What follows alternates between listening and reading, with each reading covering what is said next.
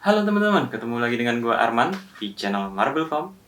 Di depan gue sekarang udah ada MacBook Pro Retina Display 15 inch keluaran late 2013 yang artinya udah 6 tahun lebih umurnya.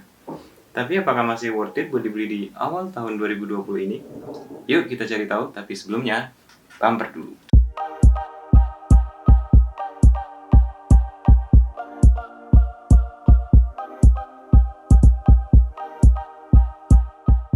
Oke, ini adalah MacBook Pro Retina 15 inch keluaran tahun 2013 akhir, yang artinya udah berumur 6 tahun lebih.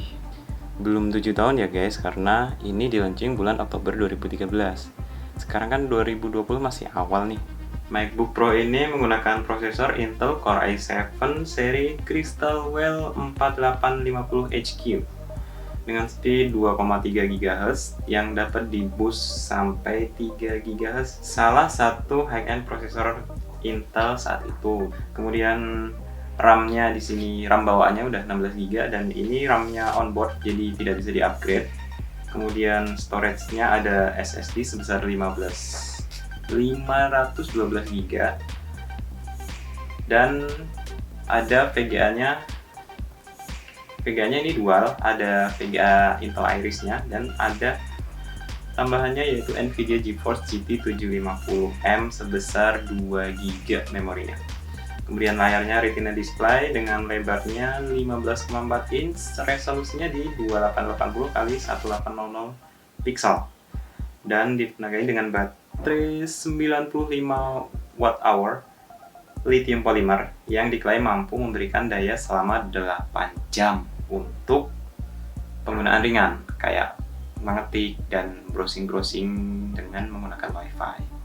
Untuk desainnya sendiri, MacBook ini sudah mengaplikasikan desain slim seperti yang digunakan sampai saat ini. Dibekali dengan keyboard standar US yang sudah dilengkapi dengan backlight. Backlightnya warna putih aja ya teman-teman, bisa diatur juga kecerahannya.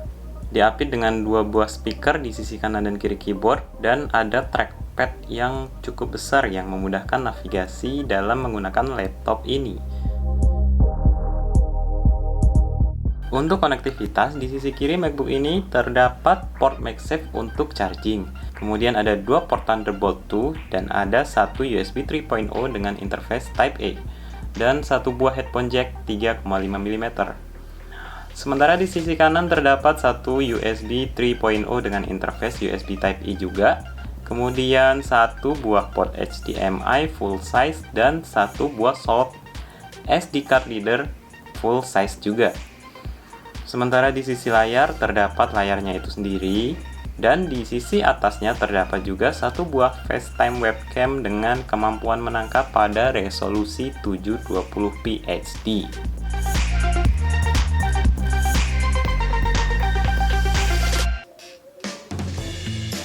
Lalu, kenapa gue beli MacBook ini di tahun 2020 ini? Ada beberapa alasan. Yang pertama yang sudah pasti adalah performanya yang masih bisa diandalkan. Sebagai gambaran, gue menggunakan MacBook ini untuk editing video. Mengedit video di MacBook ini menggunakan Adobe Premiere Pro 2020 dengan resolusi 1080p masih sangat lancar dan nggak ada kendala ya. Ini gambaran timeline editing gue dengan satu atau dua layer utama untuk video, ditambah satu layer untuk adjustment layer dan satu layer untuk titling dan perintilan-perintilan grafis seperti bumper dan efek-efek grafis tempelan gitu. Kemudian di layer audionya ada layer audio net sound, ada layer audio untuk voice over, ada background musik dan ada layer audio untuk efek-efek suara. Tapi nggak selalu gue gunakan semuanya ya. Yang paling sering sih net sound dan background musiknya. Dengan komposisi timeline seperti ini, preview video masih lancar dan nggak patah-patah. Sementara ketika untuk render video dengan durasi 5 menitan dengan komposisi timeline seperti yang tadi, membutuhkan waktu sekitar 5 menitan. Gimana? Cukup banget kan performanya? Itu baru pakai Premiere Pro. Belum lagi kalau pakai Final Cut Pro 10. Itu bakal lebih enteng lagi, apalagi kalau butuh editing 4K masih bisa buat dipakai di FCP. Lalu alasan kedua adalah layarnya Retina display cuy. Produksi warnanya nggak bohong, warna yang dihasilkan udah real dan nggak kaleng-kaleng. Cocok banget kalau kita mau lakuin color grading ke video yang kita edit. Gue juga biasanya melakukan color grading di video editingan gue, ya walaupun masih pakai gradingan yang bawaan presetnya Premiere. Alasan ketiga yaitu ada di baterai life-nya dengan performa yang nggak ecek-ecek tadi. Baterai life-nya masih bisa diandelin banget.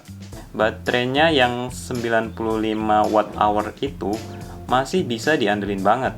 Kalau buat editing seperti tadi, dengan charger yang dicabut, bisa lah tahan sekitar 2-3 jam. Mau ngedit di cafe sambil hangout gitu, bisa banget. Alasan selanjutnya yaitu desainnya. Walaupun ini keluaran 2013, tapi desainnya nggak ketinggalan jauh dengan desain MacBook yang terbaru. Yang terakhir yaitu alasan kelima, harganya. Bukan harga beli tapi, kalau harga beli emang gua nggak bisa bilang ini harganya murah walaupun umurnya udah 6 tahun lebih. Gua beli MacBook ini second di awal tahun 2020 kemarin, bulan Januari pertengahan, itu dapet di harga 12.500-an. Mahal emang, tapi dibanding beli harga barunya yang 30 jutaan itu jauh lebih murah lah ya. Tapi yang jadi alasan gue bukan harga belinya, harga jual kembalinya. Tahun ini gue beli 12 juta, kalau mau gue jual lagi 2 atau 3 tahun ke depan nanti, gue yakin harganya nggak bakalan jauh turunnya. Mungkin masih bisa laku di angka 10 atau mentok-mentoknya, jelek-jeleknya di 8 jutaan lah ya.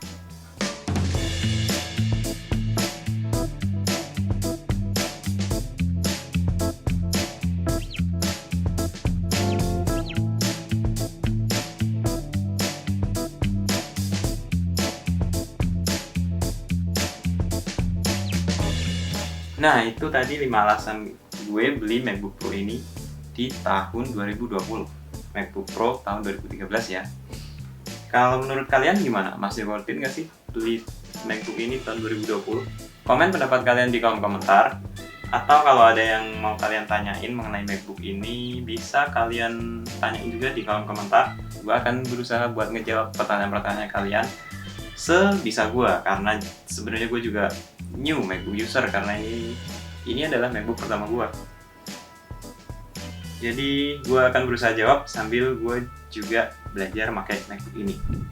Oke, sekian dulu video dari gue. Like kalau kalian suka, dislike aja kalau kalian gak suka. Share video ini kalau menurut kalian berguna. Jangan lupa subscribe dan saya pamit.